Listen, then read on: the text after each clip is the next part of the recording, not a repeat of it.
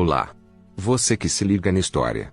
Na manhã de 7 de outubro de 2023, a fronteira colapsou com o ataque do Hamas, em que dezenas de palestinos se infiltraram no sul de Israel a partir da faixa de Gaza. Ao menos 1.500 integrantes do grupo palestino Hamas romperam o bloqueio à faixa de Gaza e infiltraram o sul de Israel, onde realizaram massacres e sequestraram pessoas. Reféns foram capturados pelo Hamas em um festival e em outros locais e transportados de volta para Gaza. A inteligência israelense foi pega de surpresa pela operação do Hamas, que ocorreu quando os israelenses estavam relaxando ou rezando durante o fim de semana de um feriado religioso.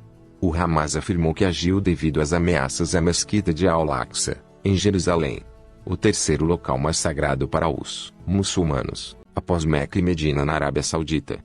Após o ataque, Israel fez operações militares e lançou mísseis na faixa de Gaza, que é governada pelo Hamas. Milhares de mísseis também foram disparados a partir de Gaza, seguidos de uma operação por terra invasão de território israelense.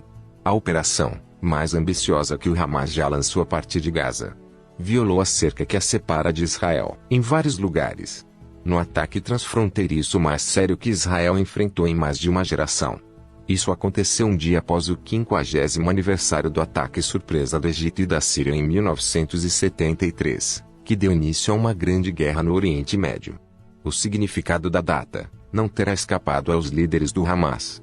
O primeiro-ministro de Israel, Benjamin Netanyahu, afirma que seu país está em guerra fará os inimigos pagarem um preço alto.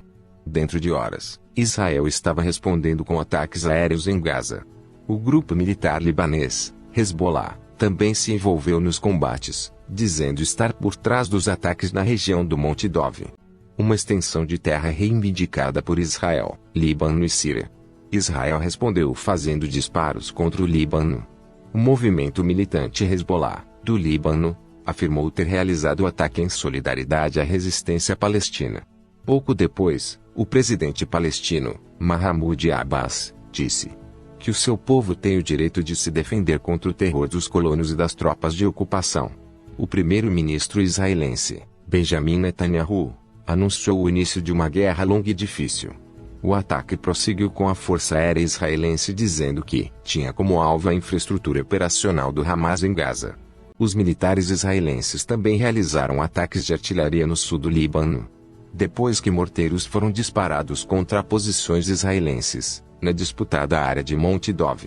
Moradores de Gaza receberam mensagens de texto israelenses durante a noite orientando-os a deixar as próprias casas e buscar abrigo. O primeiro-ministro israelense disse numa mensagem durante a noite que a guerra foi forçada por um ataque do Hamas e que a primeira fase terminaria nas próximas horas, quando a maioria dos militantes que seguem no país forem exterminados. O porta-voz das Forças de Defesa de Israel disse que foram centenas de invasores, enquanto mais de 3.000 foguetes foram disparados contra o território israelense ao longo do dia. Gradualmente, os militares israelenses começaram a retomar o controle sobre a maior parte das comunidades do sul.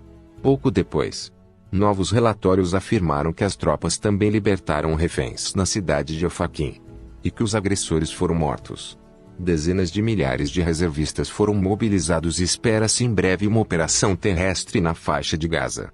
O comandante militar do Hamas, Mohammed Deif, apelou aos palestinos de todo o mundo para se juntarem à operação. Houve uma forte condenação internacional dos ataques do Hamas. No entanto, a Arábia Saudita apelou à suspensão imediata da escalada de violência, afirmando ter alertado repetidamente sobre os perigos decorrentes da ocupação contínua e da privação do povo palestino dos seus direitos legítimos. Gaza possui 7 passagens oficiais, sendo que 6 são controladas por Israel, enquanto uma é controlada pelo Cairo, no Egito. Em questão de poucas horas, o Hamas encontrou maneiras de entrar no território israelense ao longo de toda a barreira. Cenas semelhantes se repetiram por toda a região sul de Israel. E os civis receberam orientações das Forças Armadas para se refugiarem em locais fechados. A ajuda começou a chegar na região sul atingida em poucas horas, mas o Hamas, por um tempo, estava controlando efetivamente partes do território fora de Gaza. Israel declarou um cerco total ao território, afirmando que eletricidade, alimentos, Combustível e água seriam cortados. Cerca de 2,3 milhões de pessoas vivem em Gaza, 80% das quais dependem de auxílio para ter acesso a esses recursos.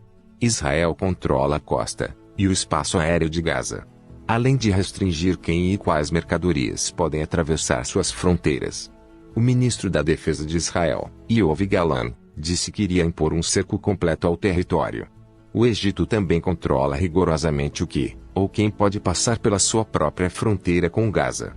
A Agência Humanitária da ONU também alertou para o fato de o abastecimento de combustível durar alguns dias. Mesmo antes das últimas restrições, os residentes de Gaza já enfrentavam insegurança alimentar generalizada, restrições à circulação e escassez de água.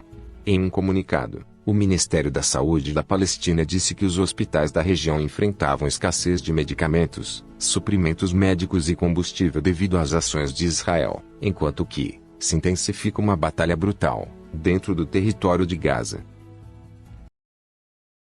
E aí? Curtiu? Então, deixe seu like, compartilhe, torne-se membro.